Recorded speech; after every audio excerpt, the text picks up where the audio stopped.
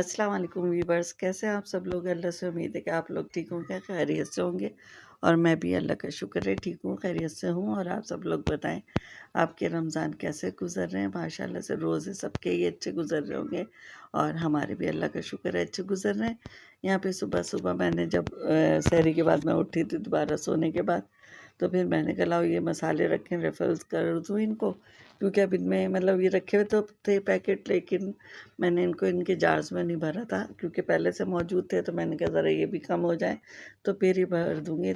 लेकिन अभी है ना, हर चीज़ में जगह चाहिए होती है तो फिर इनमें जगह हुई तो मैंने कहा लाओ इनको तेज़पत्ते को भर दूँ। और तेज़पत्ते का पैकेट में इतने सारे थे कि वो फिर भी मतलब बर्नी हमारी फुल हो गई और फिर भी पैकेट बचा रह गया। तो फिर मैंने ये किया था कि शायद इस पर स्टेपल लगा के रखा था, मुझे याद भी नहीं आ रहा कि मैंने क्या किया था। और काफ़ी सारे पत्ते मैंने भर दिए थे, फिर बाकी के मैंने दोबारा से लपेट के रख दिए कि जब ये ख़त्म हो जाएंगे या कम हो जाएंगे तो फिर मैं उस वक्त जो है इनको डाल दूँगी। और अभी ये वो कि मैंने एकदम जो निकाले तो बहुत सारे निकल आए थे, फिर मैंने थोड़े से काउंटर पे डाले और जितने इसमें आ सकते थे आराम से मैंने भरे, क्योंकि टूटते हैं तो फिर टुकड़े टुकड़े हो जाते ना। तो फिर वो सालन में या किसी भी चीज़ में आप डालती हैं तो वो छोटे छोटे पीस अच्छे नहीं लग रहे होते। तो मैं बड़े ये होते कि आप डाल दें और जब आप सालन को डिश आउट करने लगें तो इसको निकाल के फेंक दें। बस इसका काम यहीं तक होता है, खाना पीना तो इसको होता नहीं है, सिर्फ इसकी खुशबू चाहिए होती है हमें सालन के अंदर। तो बस वो फिर बड़ा जो टुकड़ा होता है वो तो निकालने में आसानी होती है, और जो छोटे पीस हो जाते हैं ना तो फिर उन्हें निकालने में भी मुश्किल होती है।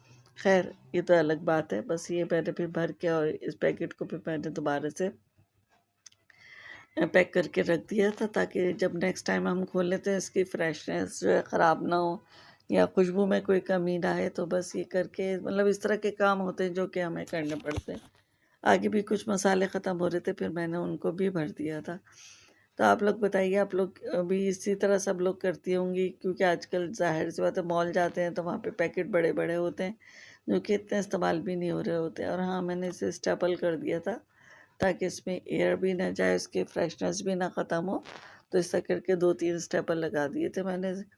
तो ये फिर से ये फ्रेश रहेगा, जब खोलेंगे दोबारा से तो नया नया ही निकलेंगे, इसमें एयर नहीं जाएगी। तो मैंने 2-3 दफ़ा प्लास्टिक को इसकी शॉपर प्लास्टिक बैग को कह लें, मैंने पैक कर दिया था, 2 फ़ोल्ड कर दिया था और करके स्टेपल इस तरह 3 लगा दिए थे। तो इस तरह ये पैक हो गया। बहुत सारे लोग क्लिप भी खरीदते हैं इन कामों के लिए, लेकिन मैं इन कामों में के लिए क्लिप वगैरह में पैसे नहीं ज़ाया करती, बल्कि मैं रबर बैंड और स्टेपल का इस्तेमाल करके मतलब बचत कर लेती हूँ अपनी, क्योंकि हर चीज़ ज़रूरी नहीं है कि ख़रीदी जाए और उसमें पैसे को वेस्ट किया जाए। बेहतर ये है कि आप किसी बड़े काम में वो पैसा लगा लें, क्योंकि थोड़ा थोड़ा जुड़ के भी बड़ा काम हो सकता है आपका। लोग तो सोचते हैं सिर्फ इतने का है, लेकिन मैं सोचती हूँ सिर्फ इतना भी बच जाए तो बहुत अच्छा है। आप लोग बताइएगा ऐसी किस किस की सोच है मेरी जैसी। कुछ लोग शायद मुझे कंजूस भी कहेंगे, लेकिन ये कंजूसी नहीं बल्कि इसे किफ़ायतशारी भी कह सकते हैं। आपकी अपनी मर्ज़ी, आप जो चाहें हमें नाम दे दें, हमें कबूल है। ठीक है ना। यहाँ पे मैंने साथ साथ ही बर्नी की इसकी सफाई शुरू कर दी थी। मैंने कहा भाई इसे साफ़ कर दो, साफ़ करके फिर रख दो, तो बस ये होता है फिर साफ़ सुथरा सा लग रहा होता है। और वैसे बर्नी मेरी बहुत पुरानी है, इसलिए इसकी शक्ल भी कुछ ऐसे ही सी हो गई है, पुराने हमारी तरह, पुराने लोगों की तरह। खैर ये मैंने भर दी। यहाँ पे तेज़पत्ता, मैं गरम मसाले रिफ़िल करूँगी। तो बस यहाँ पे देखें ये वो थी काली मिर्चें थी और मैं एक पैकेट और मेरे पास निकल आए बिल्कुल फुल। खैर मैंने शायद भरा नहीं था इसे, क्योंकि अभी इतनी सारी हैं तो मैंने इसे खोला ही नहीं था। इसको वापस मैंने रख दिया था। और दूसरा किस चीज़ का खाली है वो भी अब आप देख लीजिएगा, वो फिर मैंने भर दिया था। और यहाँ मैं आपको पिछली दफ़ा की दालचीनी दिखा रही हूँ, कितने छोटे छोटे पीस थे इसके, कि सालन में डालो या मसाले में रेसिपी में इस्तेमाल करो तो दिखाते हुए भी मतलब उलझन होती है। खाली आप अपने घर के लिए बना रहे हो ना तो कोई मसला नहीं होता है, लेकिन जब आप कहीं किसी को समझा रहे होते हैं तो फिर उसके लिए मतलब बड़े ही सही होते हैं पीसेस। तो फिर खैर मैंने फ़िलहाल तो हटा दिया है शायद, मतलब मुझे खुद नहीं समझ में आया मैंने क्या किया था। और अब मैं आ गई हूँ धनिया पाउडर और साबुत धनिया, ये धनिया की गिरी थी उनके पैकेट्स को रख रही हूँ, यह जगह बना रही हूँ। मुझे खुद नहीं समझ में आया, क्योंकि ये होता है क्लिप हमने काफ़ी पहले बना लिए थे और मैं अब इस व्लॉग में डाल के आपके साथ इस पर वॉइस ओवर कर रही हूँ। तो इस तरह से हो जाता है, जो हम व्लॉगिंग करते हैं ना तो हम देखते हैं कि अभी हमारा व्लॉग छोटा है तो इस तरह के क्लिप जो बचे हुए होते हैं वो लगा देते हैं। खैर फिलहाल तो आप काउंटर देख रहे हैं। मसाले वगैरह जो भरने के थे वो मैंने भर के रख दिए थे।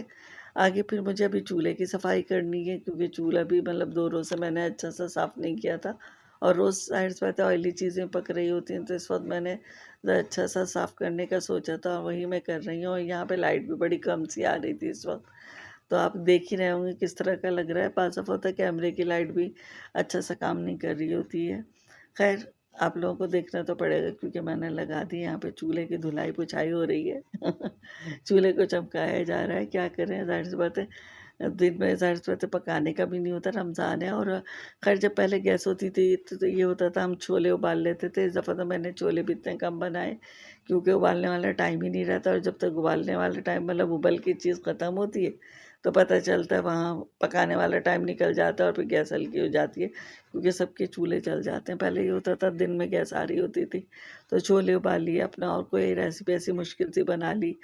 लेकिन अब तो हम इजी सी रेसिपी ढूंढ रहे होते हैं कि जिससे हमारा काम भी चल जाए और हमारी इफ्तारी भी डिस्टर्ब ना हो, क्योंकि वो भी बनाना मेन होता है। और फुल्कियाँ ना पकें तो बात इफ्तार की होती ही नहीं है। लोग, हमारे घर वालों को लगता ही नहीं कि उन्होंने इफ्तार किया है।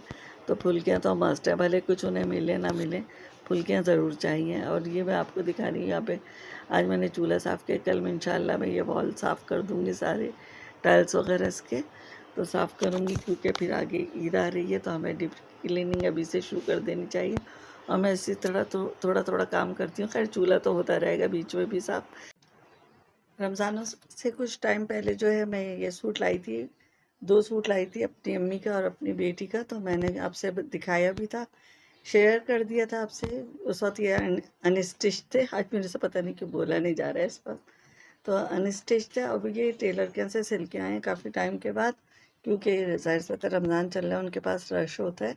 तो ये मेरी अम्मी का सूट है, मैंने कहा आपको दिखा दूँ। ये अम्मी शलवार पहनती हैं, ट्राउज़र नहीं पहनती, और बगैर इलास्टिक वाली इजारबंद के साथ जो होती है, तो वो शलवार इस तरह की पहनती है।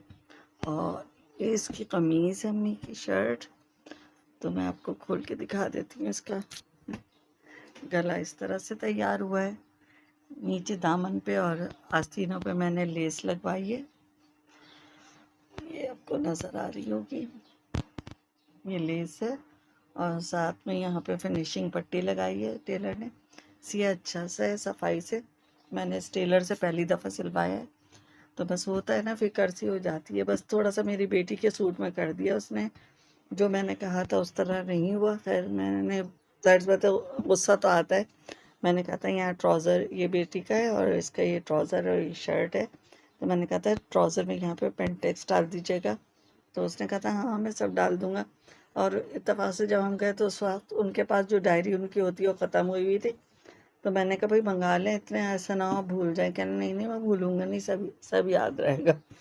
तो पेंटेक्स भी भूल गया। और दूसरा मैंने अपनी बेटी का जो था वो कॉलर वाला गला कहा था, तो उन्होंने एक सिंपल सा गला काट के कर दिया। अभी मैं आपको दिखाती भी हूँ, तो मैं रख के खोलती हूँ फिर आपको दिखाती हूँ। यहाँ पे देखिए मेरे टेलर ने गला ये बना दिया, जबकि मैंने कॉलर वाला गला कहा था। यहाँ से कॉलर लग जाता और इतना आके, और ये सामने से ओपन होना था यहाँ से तक। मैंने उनसे कहा था बटन मैं खुद लगा लूँगी, आप बस ये खोल दीजिएगा।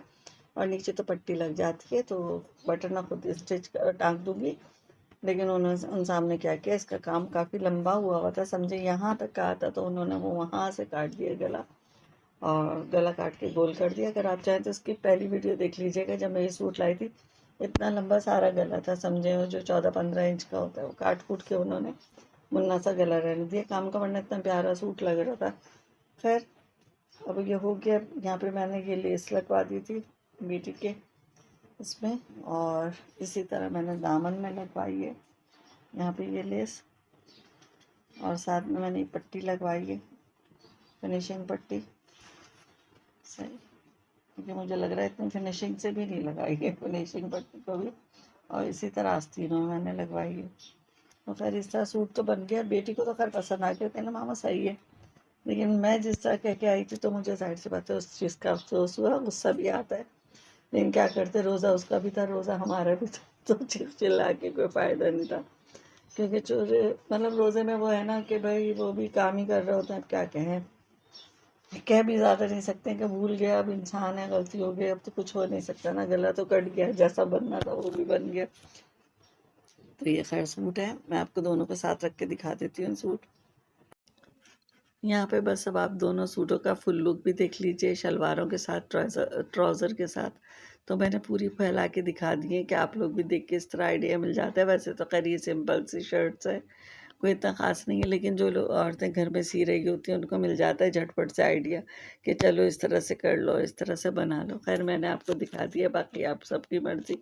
ज़ाहिर-सी बात है आप लोग तो माशाल्लाह बहुत अच्छे-अच्छे भी सिलवा के पहन रहे होंगे। खैर ये हमारे बीच के दिनों के हैं।